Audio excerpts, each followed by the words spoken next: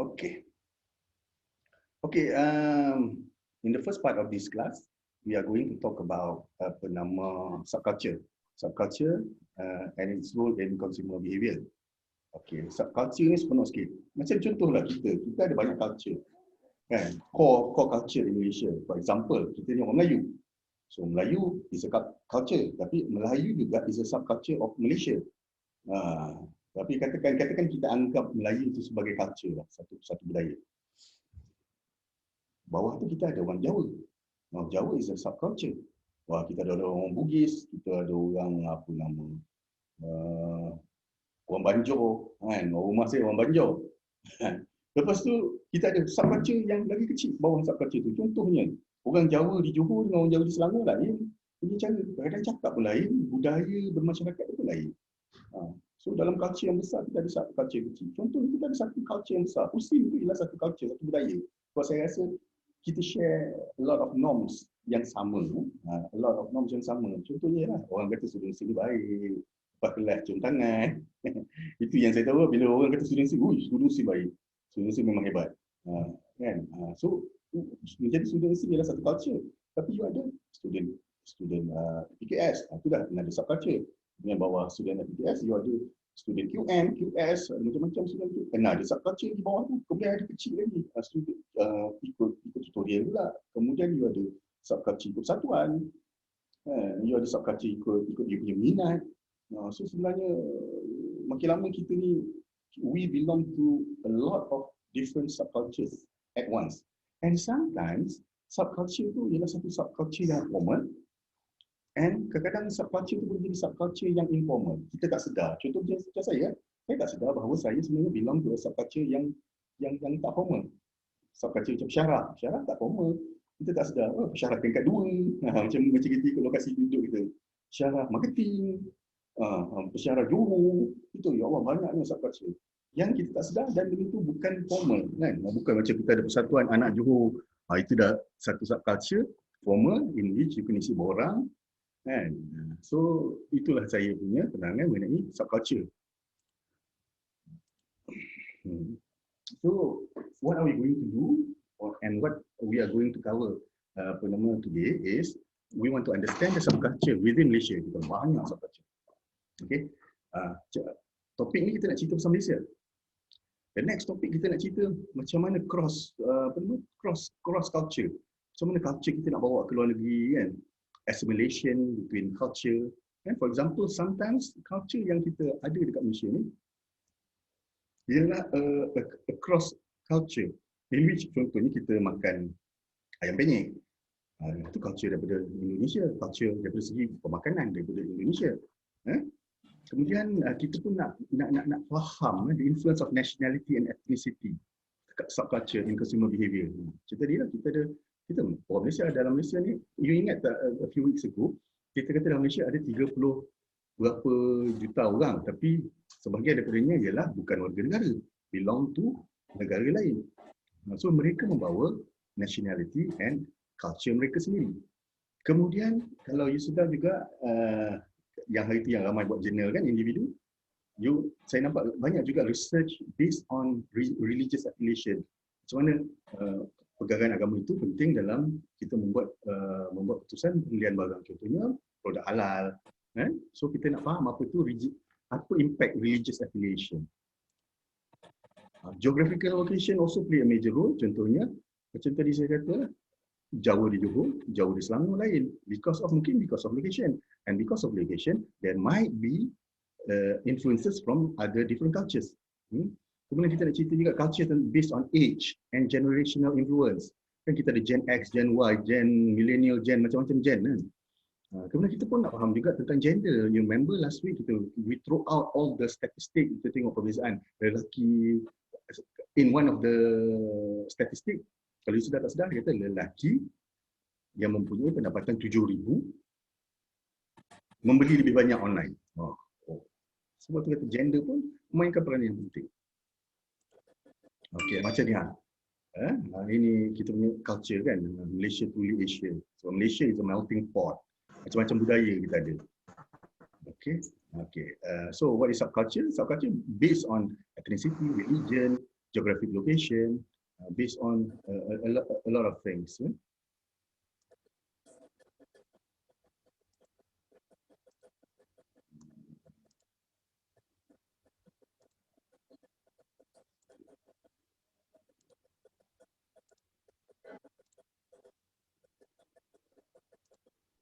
Okay. So saya tengah nak mute kan suara tadi. So macam kita nak understand how subculture and its consumption, apa peranan dia dalam Malaysia. Okay, subculture ni satu, dia unik. Yalah, orang Jawa unik bandingkan dengan orang Bugis, kan? Because they have sets of values, set of customs, cara berpakaian lain. You tengok macam kalau ada geng-geng macam mana dia melebihkan wanita, ada yang melebihkan lelaki, kan? Contohnya macam budaya dalam masyarakat Negeri Sembilan, atau budaya dalam keturunan Said dan Sharifah, kan? Maknanya lelaki lebih dominan dalam budaya tersebut. Kemudian kita nak tahu juga mereka juga this culture juga kita ada central and core cultural values, yang core macam mana. Kita boleh bezakan orang Mamak macam mana, orang Jawa macam mana, kan? Kadang-kadang kita ada stigma. Makan tempe. Jawa kan. Dah sampai tahap macam tu. Dia kata tempe je Jawa. Saya pun tak tahu kenapa. Alright. Okay, primary subculture in Malaysia kita ada banyak. Kita ada based on nationality and ethnicity, Malay, Chinese, Indian, Bangla, Pakistan, Myanmar, kan? Vietnam, kan? Lepas tu kita ada based on religion, Islam, Buddhist, Hinduism, kan? Lepas tu Christianity pun ada, Protestant, Anglican, Catholic, macam-macam. Geografi pun kita ada orang utara, timur, pantai barat, Malaysia timur, kan? Generasi pun kita ada Gen X, baby boomers, millennials, banyak, kan? Itu ialah different subcultures in Malaysia. That is within Malaysia. Kalau dalam dunia lagi banyak. So after all being said, saya nak tanya, Maizatul Syuhada. Maizatul? Ada Maizatul? Okey. Asal putus-putus suara? Hujan ke? Lain tak okey. Lain tak okey. Okey. Okey, Maizatul. To which subcultures do you belong? Kita ada banyak subculture. You rasa you belong to mana? You boleh bagi 2-3 subculture yang you belong to.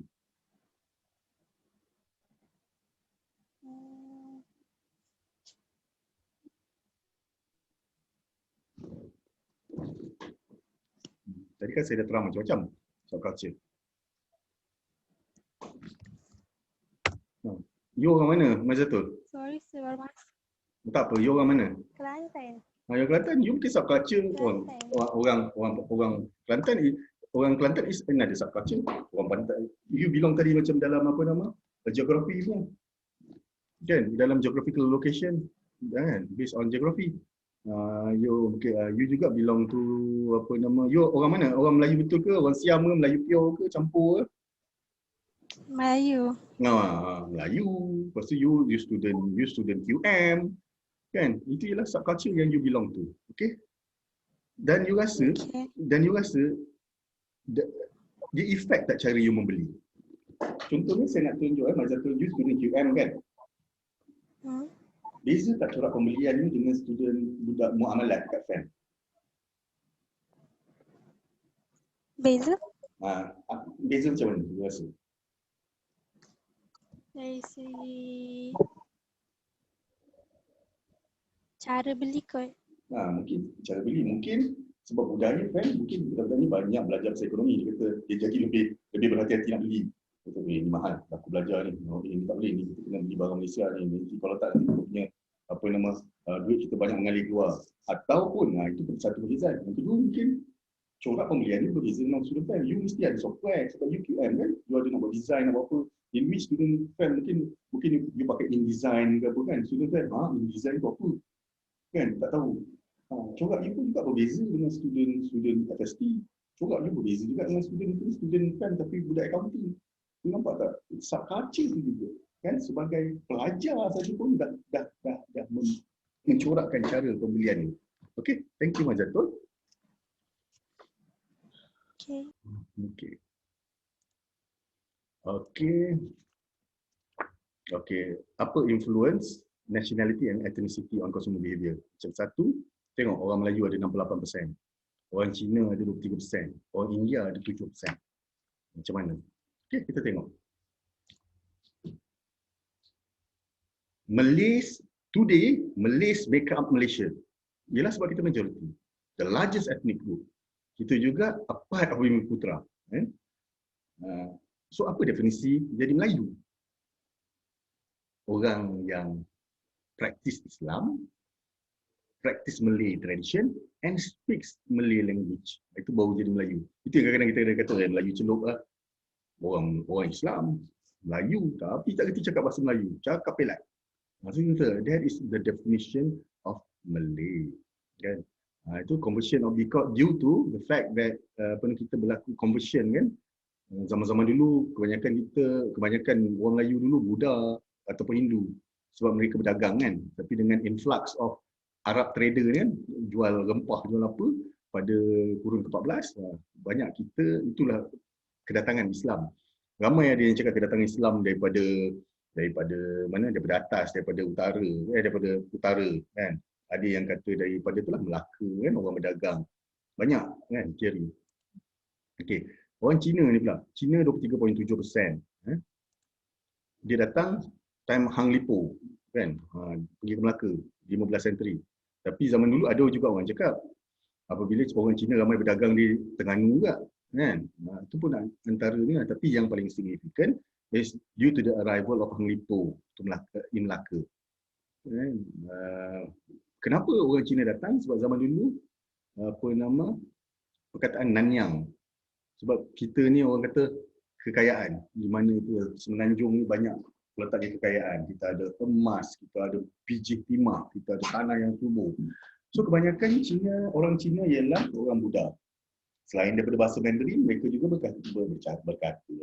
They communicate in Cantonese, Hokkien, and Teochew. So in terms of Indian, third largest ethnic group, even though they are 7%, tapi they are the third largest ethnic group in Malaysia. Kan? Sebab tu dia kata, orang India ni, daripada dulu dia dah ada. Because they are traders, kan? Dia jual kain, rempah juga. Kan? Tetapi secara formal, back in the 19th century, awal 19th century, because British bawa masuk mereka untuk getah. They are mainly Hindus. So they brought their colourful cultures. Macam makanan kan. Makanan pun macam-macam pedas lah, apa, kari, rempah, macam-macam rempah ada. And also their colourful garments. Baju warna-warni kan. Okay, nampak tak perbezaan antara these three major races in Malaysia. In terms of membeli makanan segera. Ini research done by Habib in 2011. Nampak tak? Orang Melayu bila makan fast food dia fikir yang halal dulu. Lepas tu dia fikir brand. Orang Melayu dia fikir brand. Orang Melayu fikir iklan.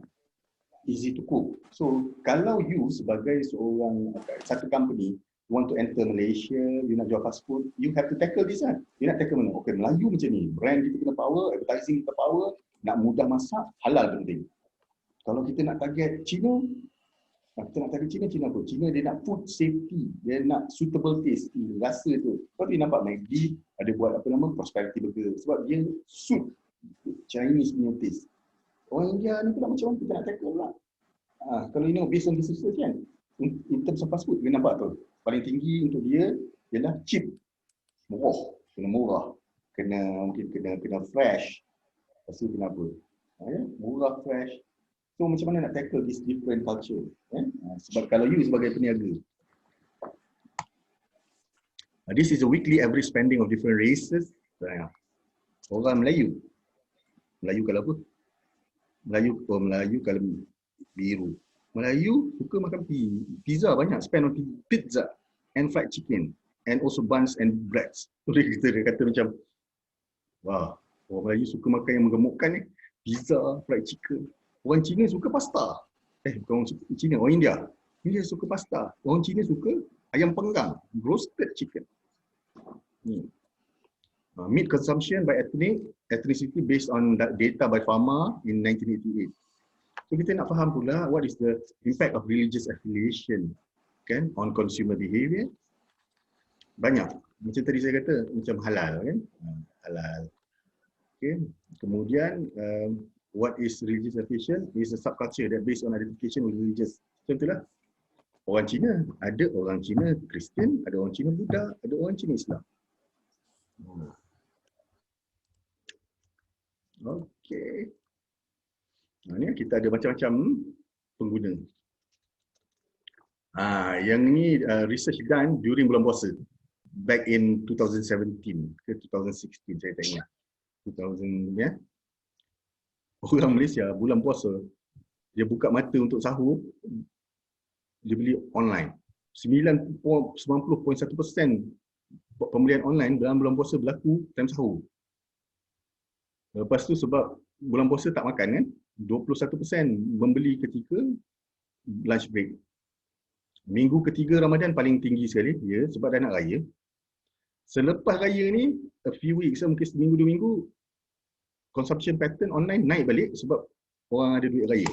Orang dapat duit raya kan. Yang ni pun best juga dia tengok macam mana distribution of most search Malaysian-based fashion e-commerce during Ramadan. Kadang-kadang kita terkejut. Macam, oh, orang Sabah. Sabah banyak search Niloufar hijab. Orang Sarawak banyak Fashion Valley. Orang Johor, Pop Look. Saya tak tahu Pop Look apa. Tapi yang paling bagus sekali, dia tengok orang Kelantan dengan orang Penang. Penang ni kan. No clear winner. Maknanya dia search semua benda.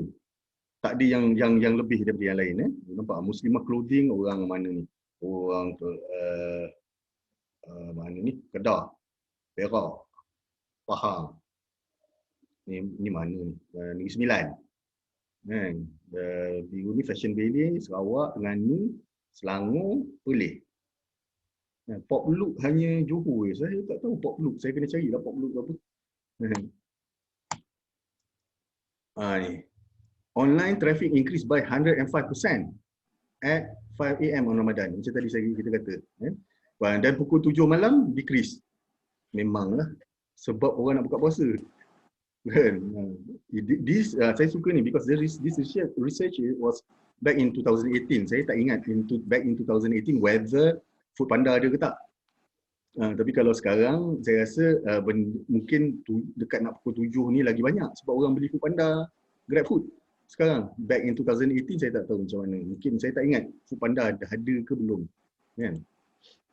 Ni geographic location. Tengok macam mana spending pattern based on geography. Tengok orang central region KL dan Selangor suka membeli belah ketika lunch.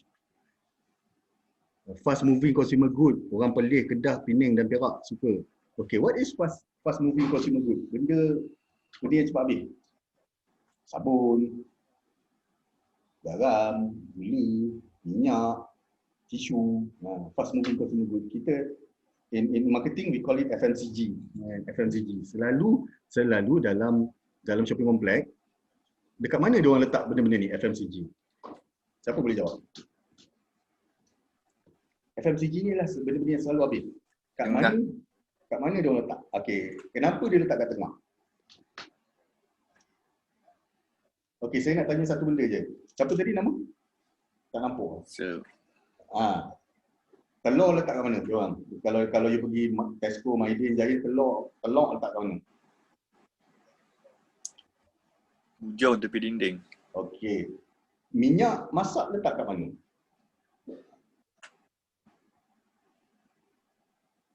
Beras letak kat mana? Roti letak kat mana? You sedar tak? Semua hujung tepi dinding. Hujung sekali telur, lepas telur tu mesti minyak masak. Depan minyak masak je lah beras. Itu ialah sebelah kanan. Sebelah kiri hujung bucu ialah roti. Kalau you sedar. Kenapa dia letak kat hujung? Fast moving consumer good. Senang nak ni di stok. Siapa nama? Hafiz. Hafiz. Hafiz, nak tahu kenapa? You datang nak pergi Tesco, you nak beli telur, you nak beli roti. Tapi itu je, you dalam kepala telur, roti, telur. Tapi sedar tak dalam perjalanan tu nak pergi sana, nampak towel. Sale lah towel RM10. Towel aku dah koyak. Beli towel. Lepas tu, tadi jam dinding ni nak bateri.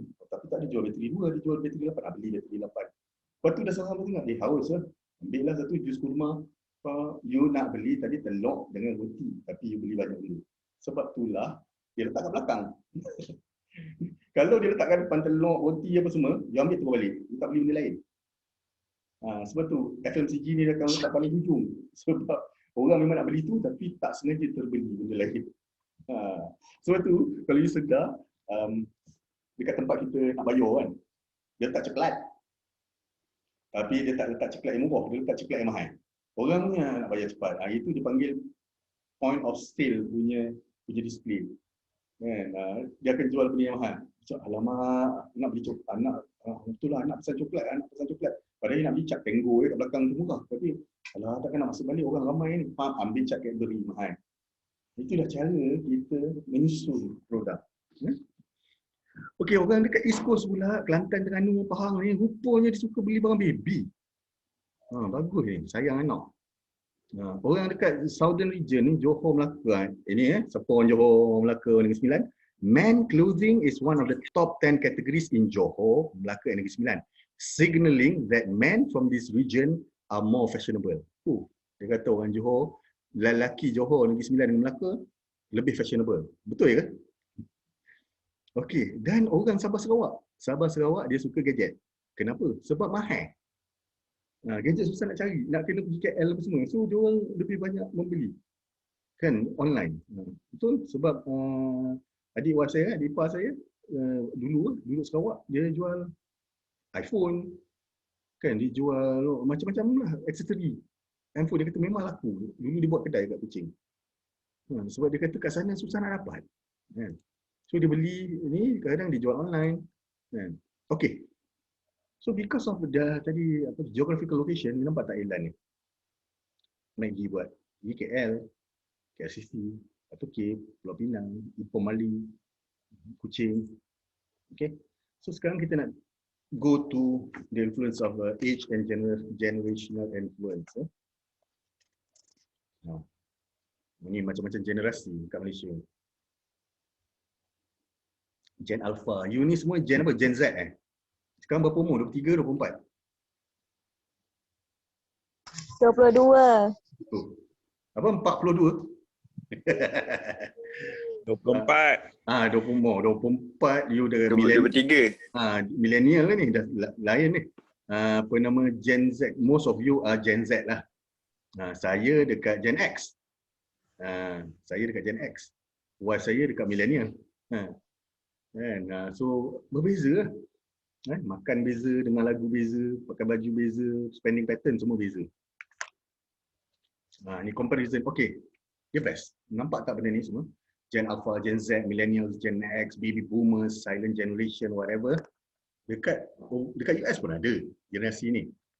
Tapi karakteristik dia lain dan timing dia pun lain. Kita ambil contoh. Baby Boomers 1946, 1964.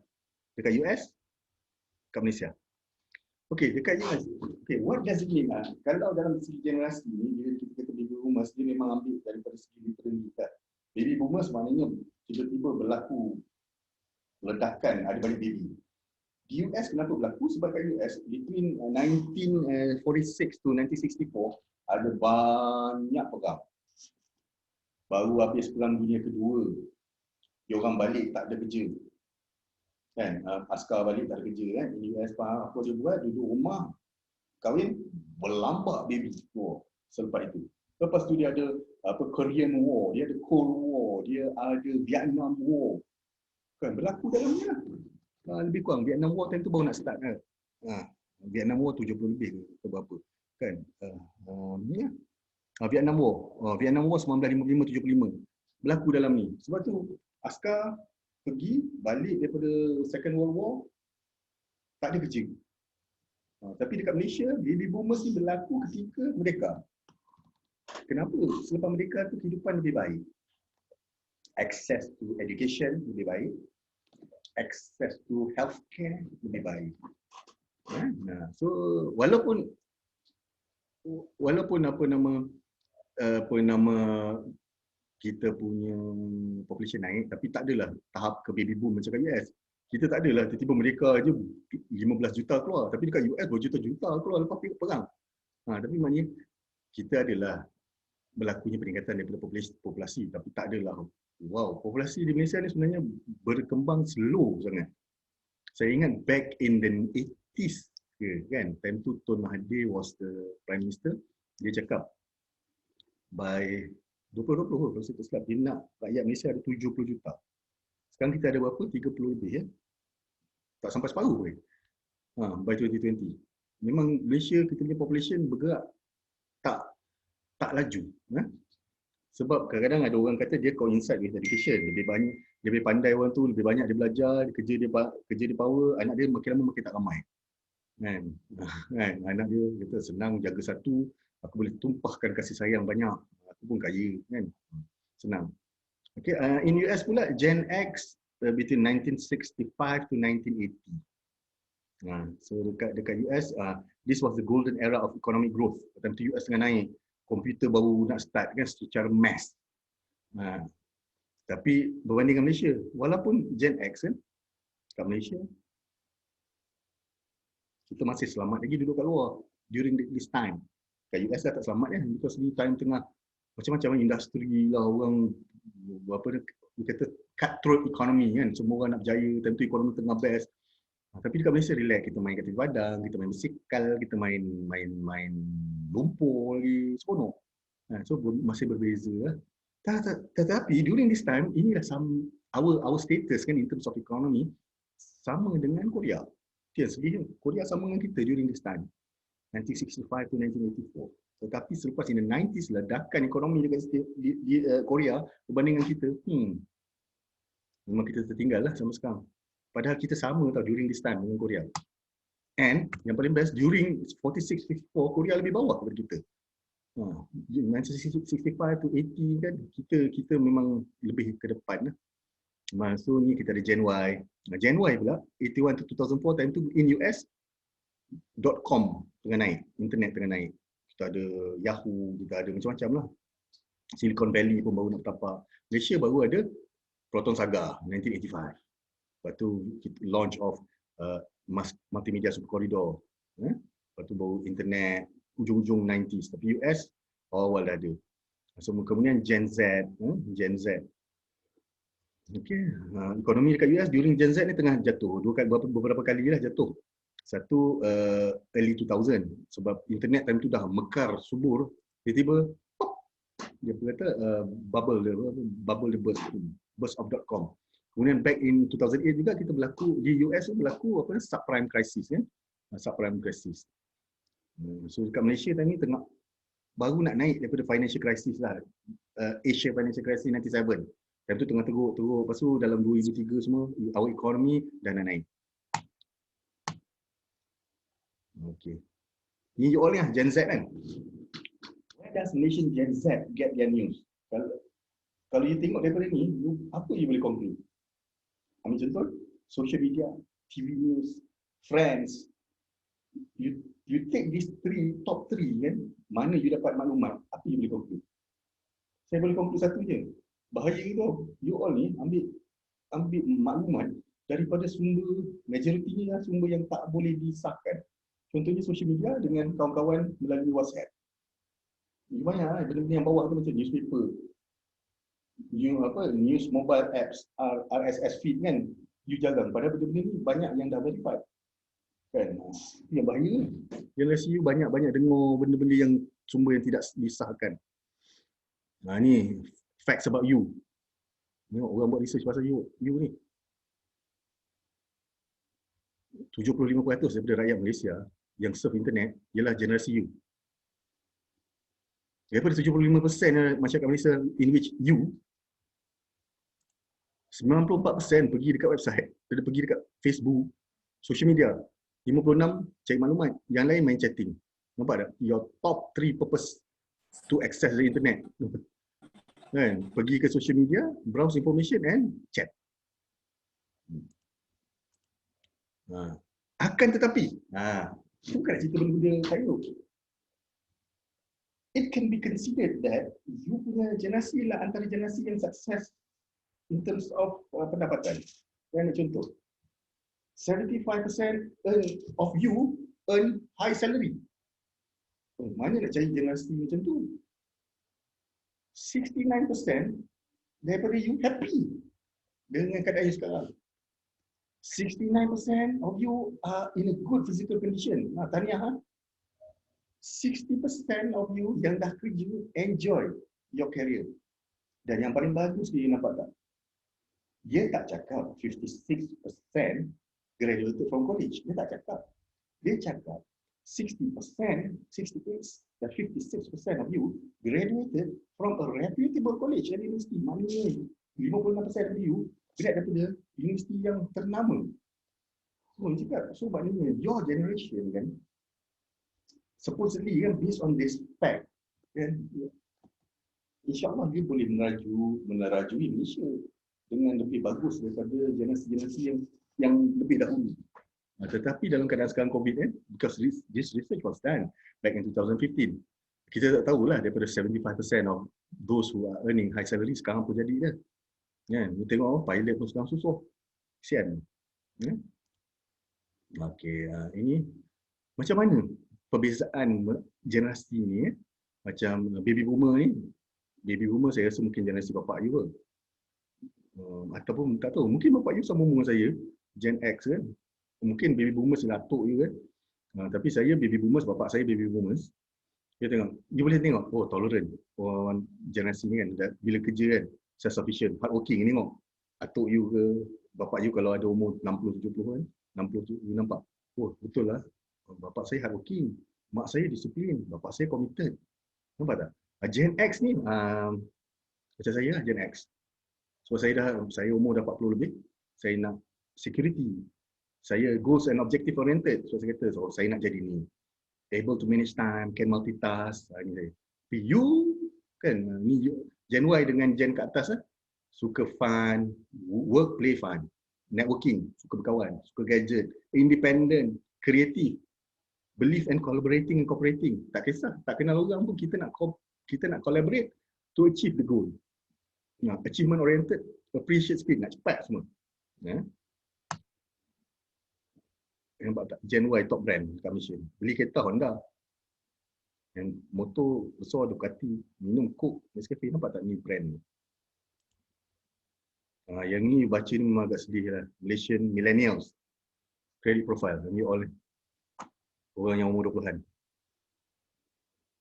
70% yang ada credit card bayar minimum. 45% tak bayar on time.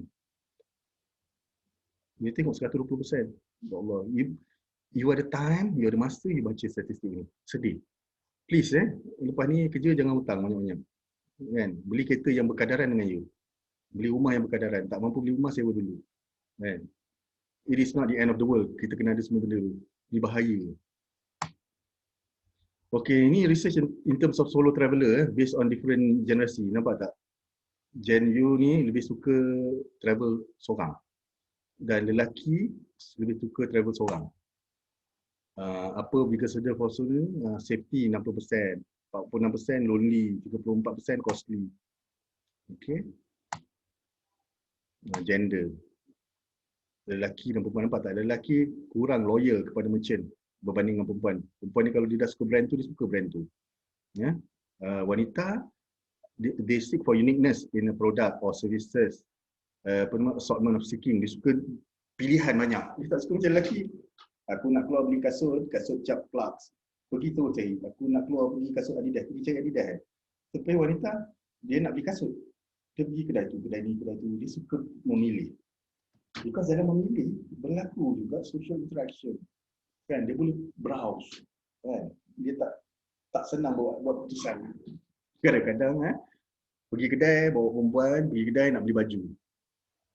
Try dah 20 baju. Keluar lepas jam setengah, tak beli apa pun. Sebab assortment seeking and suka browse. Okay. Kemudian jenis wanita, wanita bekerja. We have wanita yang duduk kat rumah, stay at home housewife, tak kerja. Kemudian ada yang plan to work housewife. Lepas Salim ni, anak mungkin lepas tahun nak kerja lah. Lepas anak keluar sebadika aku nak kerja. Itu plan to work housewife. Lepas tu ada just a job working woman. Dia kerja, tapi kerja tu dianggap sebagai kerja je lah. Okey, habis pukul 5 balik ya. Kemudian we have another type of women, career oriented working woman. Suka balik lambat, suka ni, sebab dia suka kerja dia. Itu career oriented. Saya nak jadi CEO of this company. That is career oriented working woman. Ni semua. Okay, alright. So habis ni kita sambung another chapter.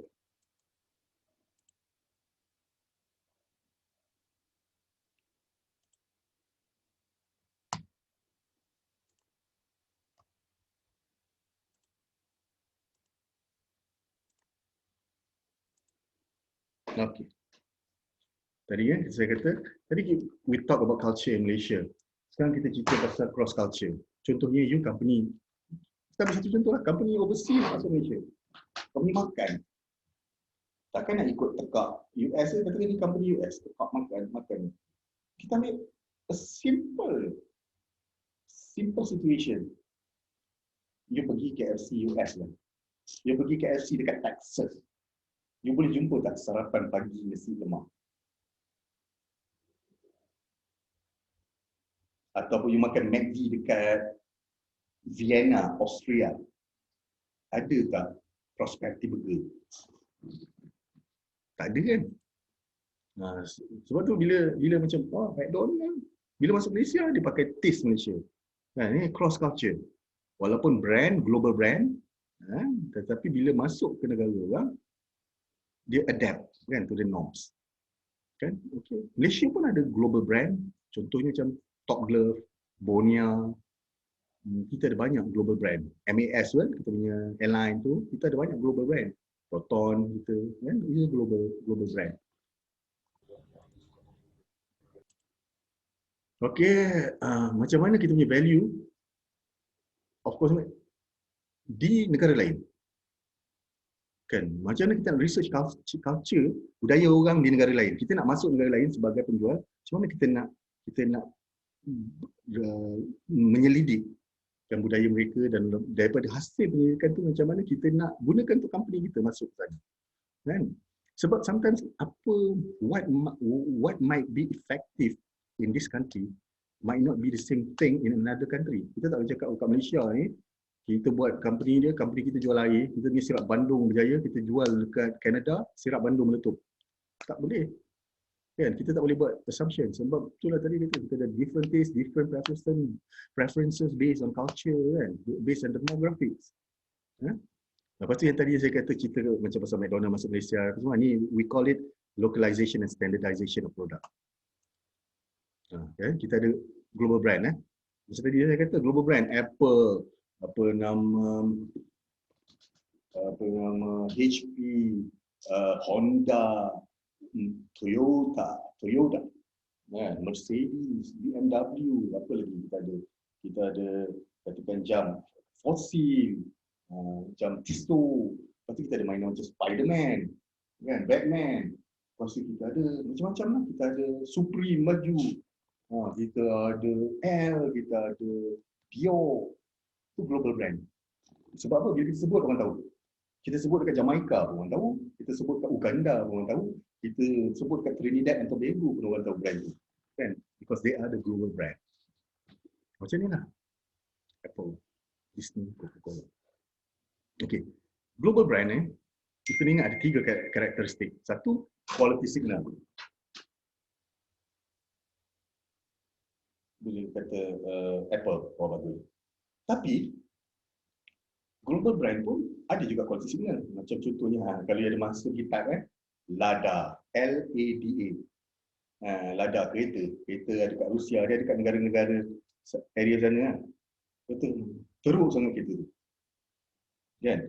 Quality signal. So sebut, it is a global brand tapi quality teruk. Pun ada juga. And also global myth. Bila orang kata, produk luar negeri ni mesti lebih power daripada Malaysia. Kita ambil satu contoh lah. Kata you ada company. Kadang-kadang kita kelakar. Company Malaysia, tapi dia punya CEO kita ambil orang UK. dia punya CFO, kita ambil orang Argentina. Sebab kita kata orang luar negeri lagi power daripada orang Malaysia. Ini adalah global myth. Benda luar mesti lagi power daripada benda lokal. The third characteristic is social responsibility. Orang selalu kata, bila global brand, duit dia banyak buat CSR. Kalau local company, duit bukan banyak pun, macam mana dia buat CSR? Untung lebih cukup kan. So these are the three characteristic kan bila orang cerita tentang global brands. Okay, macam mana orang buat research? Mana boleh you masuk je negara orang? Kalau you tak buat research, kau tak rugi. Rugi is not in a form of 200-300 ribu. Rugi mau juta-juta, puluh juta, ratus juta. So you have to do research in terms of culture. Siapa kata culture tak influence? You rasa macam cawan ni, boleh laku tak? Mungkin ada certain negara, colour ni ialah offensive. Lepas tu sebelum masuk, macam, oh colour ni kat Malaysia laku. Kan? Tapi rupanya dekat negara lain offensive. So that is why you have to do research on cultures in other countries. Before you want to embark to do business in that particular country. Okay, so what is it? You do cross-cultural analysis. You examine the difference and similarities among consumer in different countries. Okay, saya nak masuk negara ni. Apa beza bakal pembeli saya di Amerika compare dengan Malaysia? Kita ambil contoh je, breakfast around the world. In Scandinavia dia makan apa? Japan makan apa? Nampak? That is why McDonald ke siapa nak masuk ke negara itu, breakfast dia kena tawarkan benda-benda macam ni ya. No, Malaysia makan nasi lemak. Pakistan, paratha. Korea, a bowl of rice, a bowl of clear vegetable soup and kimchi. Korea punya breakfast. Costa Rica, gala pinto. Ni pinto tu maksudnya kacang. A traditional dish made from black beans and rich mixed with peppers and garlic. Dia makan tu pagi. Tengok negara France, they eat croissant. Jamaica, ikan masin, makan pagi. Makan masin dengan buah. Lepas tu ada ikan, tomato dengan pepper. Makan breakfast ikan masin. Dia cabut telinga. In Spain, dia makan apa ni? Bread with fresh garlic. Netherlands, apple pancake. Wah, okay. So consumer styles, kan? We compare different consumer style. For example, in US, the consumer are more information seekers. Lebih ramai. Oh, dia suka maklumat. So in US, if you want to enter US, you bagi banyak maklumat. In UK, people are more brand loyal. Ini masalah. Bila brand loyal, you brand baru you nak masuk, kerja you penat. In Germany, people are more price sensitive. You nak masuk, you kena harga lebih murah. In France, they are also brand loyal and price sensitive. Maknanya France ni kalau nak masuk, dia boleh masuk dengan harga. Mungkin bila dia murah, dia punya brand sensitivity dia, brand loyalness dia tu akan rendah sikit. Tapi nak masuk ke setiap negara ni berbeza. Dia tak boleh masuk dekat US, tiba-tiba dia cerita tentang variety seekers or price sensitive. Rupanya orang sana tak kisah murah ke tak, tapi aku nak maklumat. So, aku dah jual murah dekat US ni, tak laku-laku. Rupanya murah is not the features that consumers in US are looking for. So kita kena faham. Selalu kita, masalah yang kita ialah, kalau aku jual, contohnya you jual ni cawan, mug. Everybody else are selling it at 10 ringgit. You dengan confident juga, kalau aku jual 2 ringgit mesti laku. Tak, kadang-kadang pengguna tak nak murah. Pengguna nak features. Pengguna nak benda like quality. Pengguna nak after sales service. So, price is not the only determinant for consumers to purchase your product. You need to kena always remember. Tak boleh habis ke tak? Murah, aku ni murah, mesti orang beli.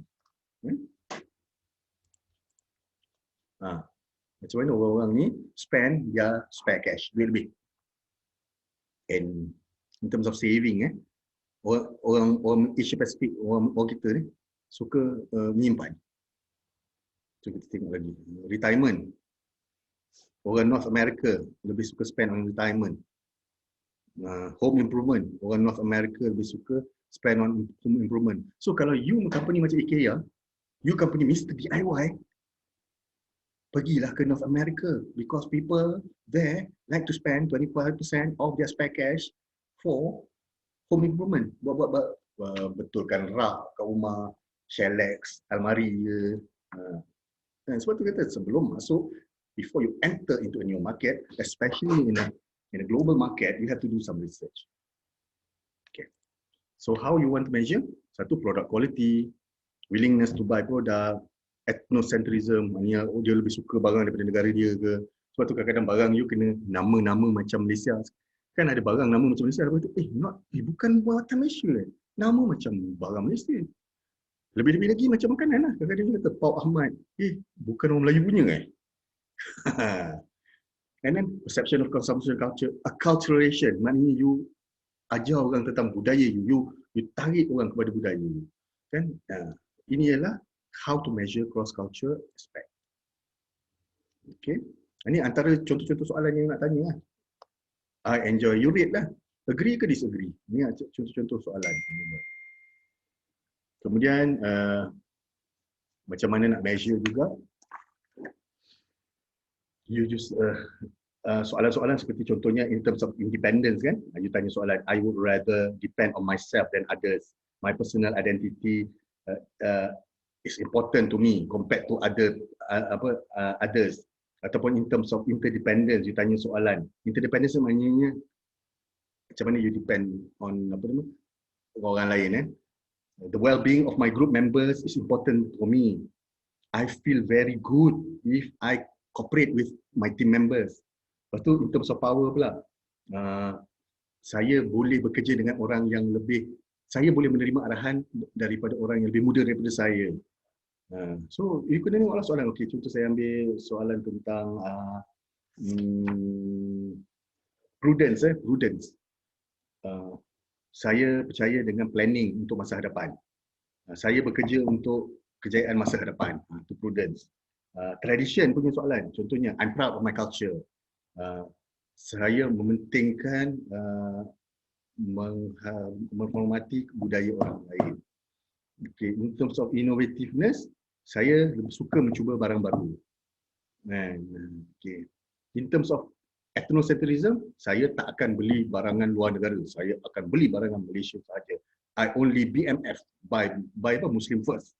Itu ethnocentrism.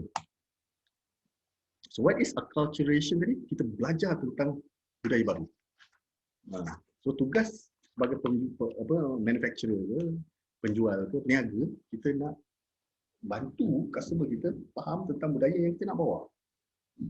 Contohnya, sebelum ni kita mana makan makanan Korea, apa nama tu, ramen-ramen, apa pedas tu kan. Lepas tu bila, macam mana Korea,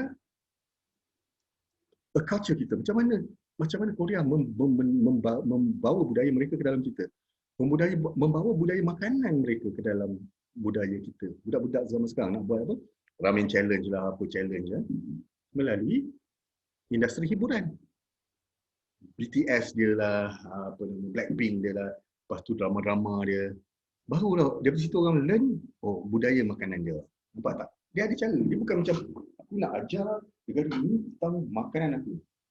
Dia terus kenakan makanan. Membudayakan makanan melalui makanan. Tak. Dia membudayakan makanan melalui hiburan. Kan? Ada orang buat tarik orang masuk agama lain ialah dengan hiburan juga. Kan? Menyanyi lah apa benda semua. So, acculturation ni sebenarnya ialah dua proses learning. Satu, marketer kita ni nak jual barang kita kena belajar tentang, contohnya saya nak jual nasi lemak dekat Ontario, Canada. So, nasi lemak tu jatuh bawah which category? Breakfast. So, saya sebagai marketer, saya kena learn about the breakfast punya cara di Ontario. Okay, breakfast kat Ontario makan ni. Saya kena know about the product category. The product category is breakfast. Then the second learning process is that saya kena persuade orang pula untuk change. Katakan dia selalu makan sausage breakfast kan, ataupun muffin kan for breakfast. So saya kena macam mana, kena ajar dia macam mana slowly kan, macam mana okey muffin nasi lemak sampai dia adopt my new product. So kita ada dua proses. Satu, kita kena belajar tentang budaya sana. Second, kita barulah kita mengajar mereka macam mana nak adopt kita punya produk. Okay. So dalam buat research ni ada juga masalah dia. Contohnya in some country, kan kita nak buat survey apa semua, kita nak kumpulkan orang, large gathering tak boleh dalam certain country. Yang boleh ialah perkumpulan keluarga je. Orang berasa, contohnya macam kat Korea Utara kan. Limited information in some countries. Ada Malaysia kita ada jabatan statistik. Ada negara kita nak tanya population pun dia tak tahu. Sebab data dia tak centralized.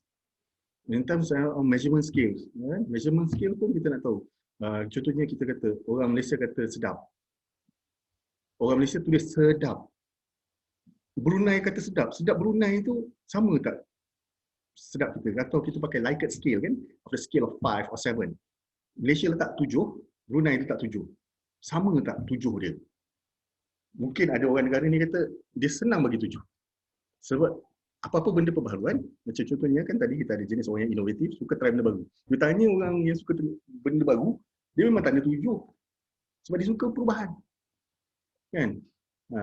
Ada orang 7 tu ialah satu benda yang ekstrim. Dia kena berubah kan? Sebab tu kata measurement skills pun among difficulties that we face kan in doing research in other countries. Sekarang kita nak cerita pasal localization. Macam tadi kita ubah tadi produk nak fit our ni kan. Selling the same product using the same positioning, combination ni Ini macam mana kita nak buat global marketing strategy. Okay.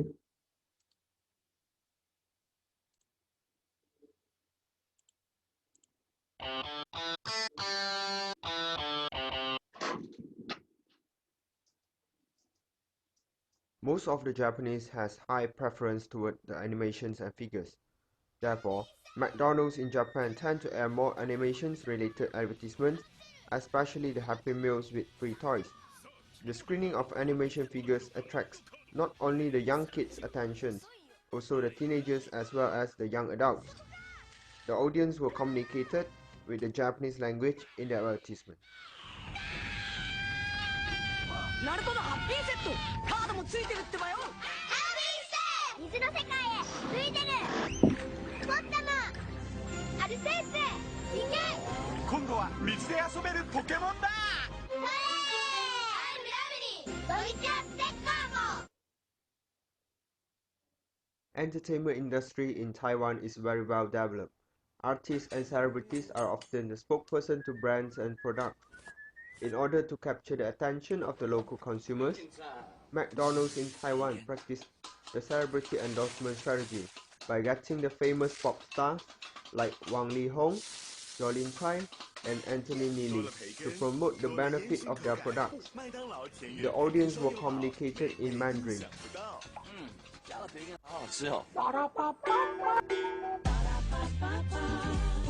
健康吃个饱 ，I'm loving it。生菜健康吃个饱 ，I'm loving it。搞蜘蛛，I'm loving it。不谷生菜搞蜘蛛，不谷生菜搞蜘蛛，不谷生菜搞蜘蛛，不谷生菜搞蜘蛛，健康吃个饱。买不谷宝玩不谷泉，人人都送优质选。呀，不谷宝出拳喽！ 为什么薯条有长有短？因为是整颗马铃薯做的啊。整颗马铃薯做成的麦当劳薯条，酥脆松软，长的短的都好吃。没关系，晚上10点后，大薯买1送1。It is always the Malaysians' culture to be caring and grateful to their parents and family members. McDonald's in Malaysia had adopted the culture into their advertisements. Therefore, the advertisement of McDonald's in Malaysia are emphasizing on the family experience in McDonald's. Besides, prosperity had become the most appreciated and welcome value in Malaysian culture. McDonald's emphasis on good values would draw attentions of the local customers.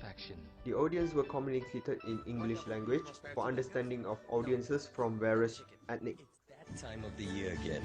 But this time, it's harder to choose. Just give me both. Two delicious tastes that we can both agree on. Some things are better when they're double. Double happiness, double the choice. The all-new Double Prosperity Burger in beef and now chicken.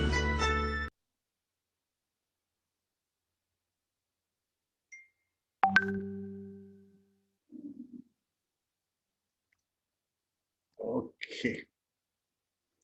You nampak kan serta negara, contohnya macam tadi Korea, dia gunakan selebriti. Ya kan, untuk McDonald kan. Ada negara guna benda lain. Dekat Malaysia kita tak guna selebriti. Kan? Kita guna cara yang lain.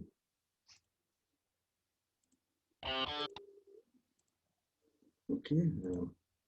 Okey. Tadi saya cakap juga tentang linguistic barrier ataupun macam sign barrier macam tadi lah. Mungkin logo macam ni is considered as being offensive in certain part of the ni kan. Contohnya tengok macam Parker pen kan, dia punya motto kan, it won't leak in your pocket and make you embarrassed. Tapi mungkin dalam bahasa Spanish kan, bila translate dia punya logo dia punya apa? Dia punya motto dia kan, dia jadi it won't leak in your pocket and make you pregnant.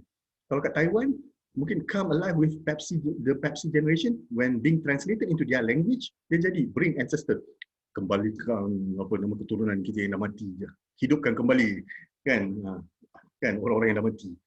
Sebab tu dia kata bahasa dia kan, kadang-kadang logo kita, kadang-kadang nama brand kita, ialah satu benda yang bahaya. Contohnya pergi satu negara translate nama brand kita, tiba-tiba kata mati, siapa nak beli kan dalam bahasa tu. Sebab tu kita kata sometimes company terpaksa ubah logo bila nak masuk ke negara lain. Sometimes company gunakan different motto kan bila masuk ke negara lain. Kita ambil contoh. Okey, mana contoh? Saya ambil contoh. Ni, contoh ni. Nampak dekat Saudi Arabia logo Starbucks lain, dekat Malaysia lain. Sebab kalau mungkin gini is considered offensive in Saudi Arabia. Okey. Macam ni kita tengok. Ada negara Europe and also North America, kalau nak iklan, humor ni memainkan peranan yang penting. Kalau di Asia paling penting is real life situation. Kan, tunjukkan benda yang betul. Sebab tu ingat tak last week kan kita cerita tentang real life situation, dia panggil slice of life. Kalau kita nak iklan Milo, kita tunjuk anak berlari penat keluarkan tenaga. Kita nak iklan pencuci, kita tunjukkan mak nak anak-anak main apa lumpur apa semua, nak hilangkan apa nama kotoran. Sebab tu nampak betul tak real life situation in Asia. Okay, in US, in UK, in Greece, humor advertising. In Western country kan sexual appeals, kan Western country lebih pakai sexual appeals. South Asian pun buat culture kita di Malaysia, Indonesia, Thailand, benda semua kita tak gunakan sexual appeals. Kan? Lepas tu collectivist and individualistic ad appeal. Ada advertisement yang ditargetkan untuk semua, ada yang targetkan untuk individu. Kadang-kadang ada macam-macam. Contohnya iklan tentang patriotik yang menggunakan apa nama sumber-sumber patriotik bagi orang semangat. Semua rasa. Tapi ada yang memang target kat you. Seorang orang yang tengok tu, dia tak semua. Okey, kita ada guna comparative advertising macam kat US. In Malaysia kita tak guna, tak boleh guna. Kan comparative advertising, but in US boleh. Kita iklan, contohnya iklan Pepsi. Pergilah cari dekat YouTube Pepsi versus Coke advertisement. Kat US memang boleh, legally boleh buat comparative advertising. Dekat Malaysia tak boleh. Okey, ni dekat US. Kalau iklan Levi's macam tu dekat Malaysia tunjuk seluar. Dekat Saudi Arabia, McDonald macam tu. Dekat Europe macam ni. Kan dekat Saudi Arabia ada belah dua. Ada yang perempuan, ada lelaki. Okay. So, in conclusion, if you want to set up your business and using your same product, overseas, apa factors that you have to consider? One is the geographic areas homogeneous or heterogeneous with respect to culture. Ada macam kita heterogeneous. dekat Malaysia, kita ada India, China, apa benda semua taste lain-lain. Sebab tu kita ada McDonald, time Raya Cina lain, time Deepavali lain, time apa lain. Tapi ada negara yang homogeneous, contohnya Korea Utara. Sama je. So you kena tengok, kalau homogeneous senang. Satu je, tapi heterogeneous. Melting pot kan, ada banyak budaya, susah. Bukan susah lah, boleh masuk. Tapi you kena the right measures lah. You nak perlu gunakan. Lepas tu, produk you ni, what needs can this product or version of it fill in this culture? Apa yang you boleh bantu sebenarnya dalam culture ni? Yang ketiga ialah, you ada produk. Orang ni mampu tak? Kan? Or, you want to enter that market, you have to scale down the product. Mungkin produk saya harga RM100. Tapi saya kata, oh negara ni, orang ni tak mampu. Saya keluarkan produk yang sama tapi pada kos RM10, pada harga yang lebih murah. Kan? Mungkin kecil lagi ke, kan? Menggunakan material yang lain ke? Apakah values atau patterns yang relevan untuk purchase this product? What are the distribution, political and legal structures of the product? Adakah produk ni kena ada certain lesen dekat negara tersebut? Kan? Nah. Saya ambil satu contoh je. Saya nak tanya.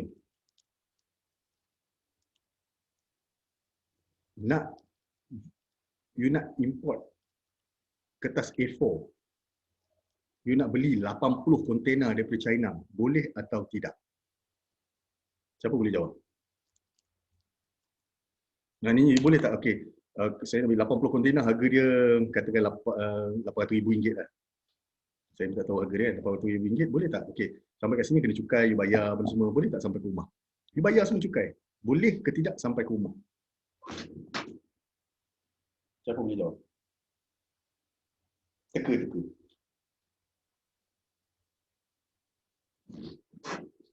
Tak boleh. Kenapa tak boleh? Rasa-rasa. Sebab nampak macam bisnes ya. Tak, you nak buat bisnes ni. You bayar cukai, pendapatan, apa nama, tax daripada custom, import semua you bayar, benda semua. Boleh atau tidak? Tak boleh. Kenapa? Boleh. Dia tahu tak bahawa nak import kertas A4 perlu ada AP.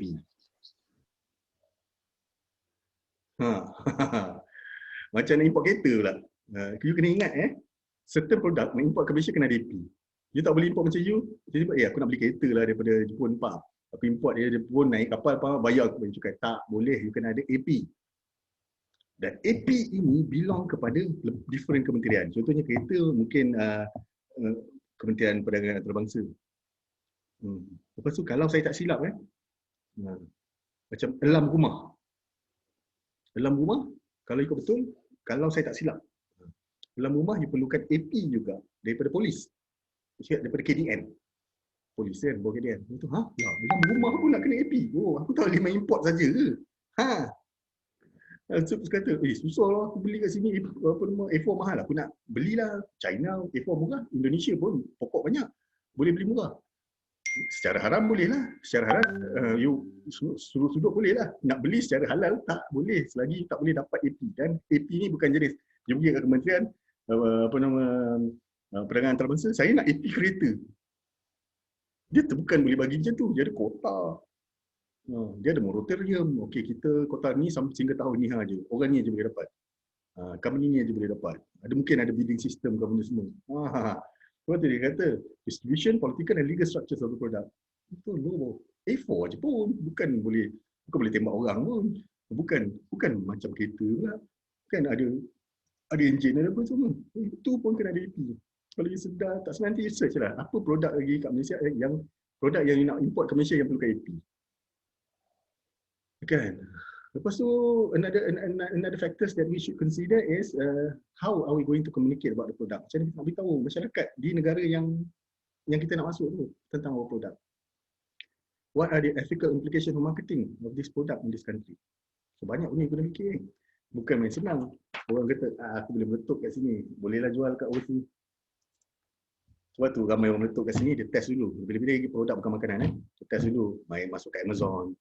Tengok reception orang macam mana. Dia tak, aku rasa kat Malaysia ni aku dapat untung 800 juta ni, aku rasa kat US ni boleh berlaku. Nan.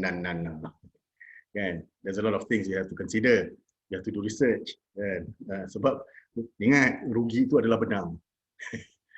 Kan? So sebelum rugi kita buatlah certain steps to filter kita daripada rugi. So ada apa-apa soalan? Habis dah 2 topik. So jangan lupa minggu depan tak ada kelas Saya baru ingat. Ada apa-apa soalan? Before we adjourn?